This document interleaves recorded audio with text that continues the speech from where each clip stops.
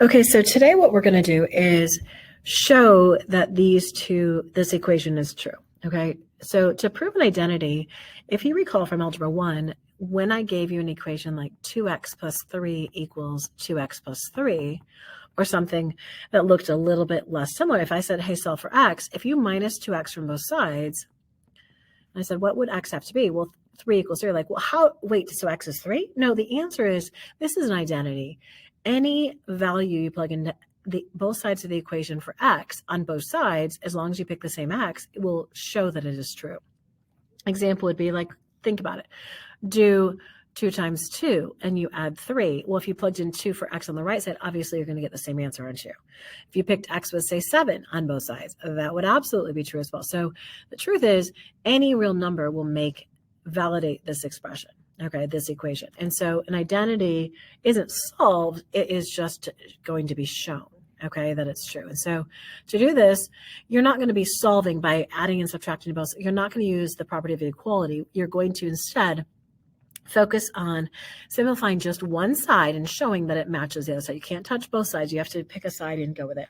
And normally I find it helpful to pick the messier side and kind of clean it up and then go ahead and make it match like the cleaner side. It's a lot easier to do that than to artistically mess up a side. So for me to go from number 1 to make it look like the right side might be tricky. So I'm going to FOIL things out on the right. You can normally factor a FOIL. And so I'm going to FOIL the right-hand side.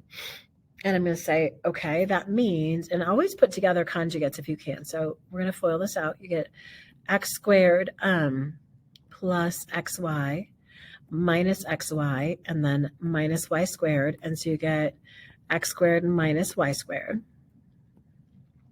And then we've got to multiply it by this right here. Notice it's also conjugates as well. If you have an option for multiplying things together, always pick the conjugates to multiply together first. Pair those up. They work really well together. And so because the middle terms go away, and you get x to the 4th minus or plus x squared y squared minus x squared y squared minus, pardon me, y to the 4th. And so the middle terms go away, and you get x to the 4th minus y to the 4th. And so notice that equals the left-hand side. So you're shown, hey, if I tidy up the right-hand side, it will equal the left-hand side there, okay? And so look at the next one. Again, I probably would focus on the messier side, which is the right-hand side, and I would say, let's multiply it out and see what I got.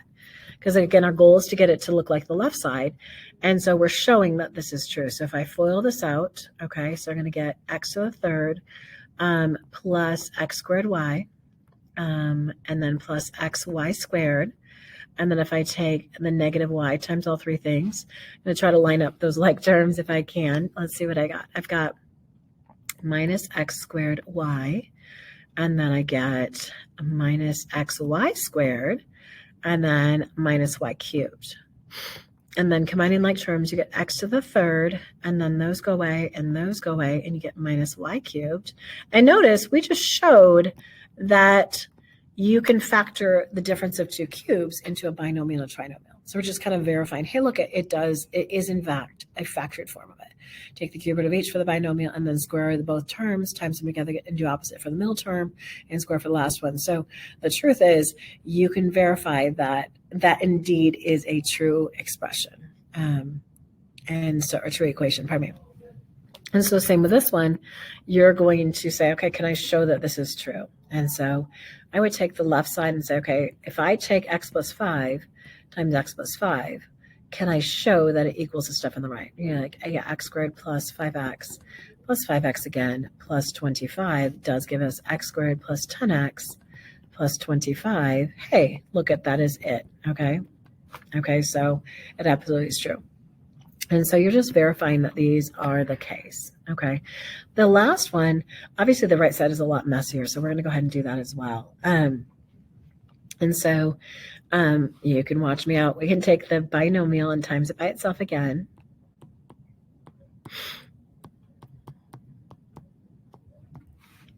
Okay, so let's do this. You're going to get 4x to the 4th minus 2x squared y squared.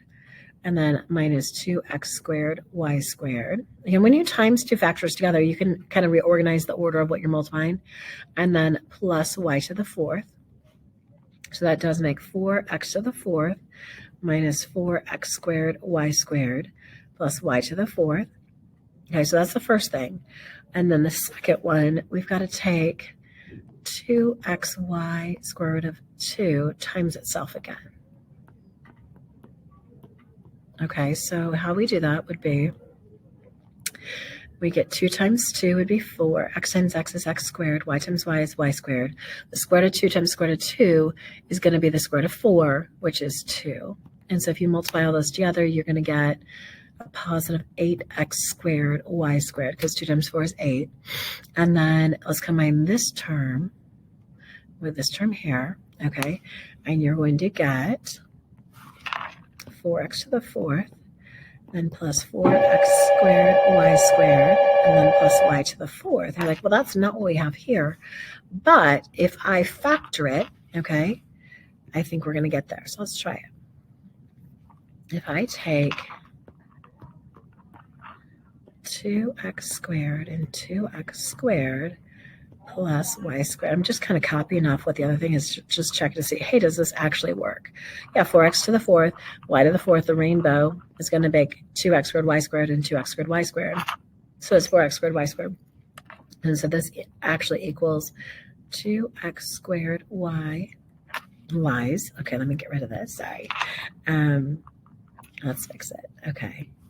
2x squared plus y squared, and then parentheses squared, and that equals the left-hand side. Okay, so we did show it. So it's kind of an expression of like, can you manipulate one side to prove that it works? All right, thank you. Have a good